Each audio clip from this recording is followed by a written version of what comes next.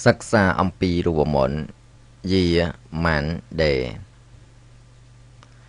year ជារូបមន្តរកទិន្នន័យឆ្នាំ Sita year បាទ serial number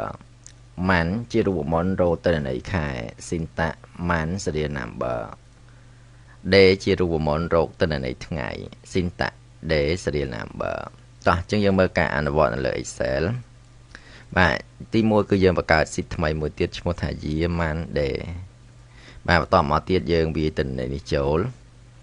បាទអញ្ចឹងយើងមើលការបរិច្ឆេទនេះមួយថ្ងៃទី5ខែ1បាទឆ្នាំ13អញ្ចឹងយើងចង់ដឹងថាតើយើងបំបែកទៅចេញជាឆ្នាំរបៀបម៉េចខែរបៀបម៉េចថ្ងៃរបៀបម៉េចតោះអញ្ចឹងយើងមើលសំណួររបស់គេ1ចូលបំបែកការបរិច្ឆេទទៅជាឆ្នាំខែថ្ងៃផ្សេងៗគ្នាតោះអញ្ចឹងទី1ស្មើ year select លើបាទការបរិច្ឆេទហ្នឹងរួច enter អញ្ចឹង year មានន័យថាឆ្នាំ2013បាទអញ្ចឹងខែដូចគ្នាដែរស្មើ month បាទរួច select លើ cell ឡើងមក enter អញ្ចឹងមានន័យថាខែ1 day ស្មើ day បាទបើកមកចោ select លើ cell ឡើងដែរមក enter អញ្ចឹងថ្ងៃទី5អញ្ចឹងវាសរុបឡើងវិញមានន័យថាថ្ងៃទី5ខែ1ឆ្នាំ2013ចាឥឡូវយើងសាកដូរទិន្នន័យមើលឧទាហរណ៍ដូរ2013ឧទាហរណ៍ទៅ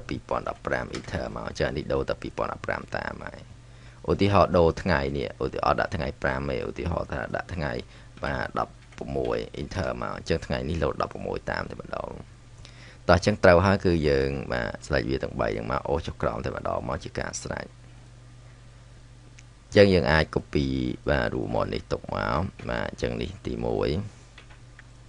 បាទយើងអាច copy រូបមន្តនេះទុកទៀតបាទទី2បាទយើងអាច copy រូបមន្តនេះទុកទៀតបាទទី3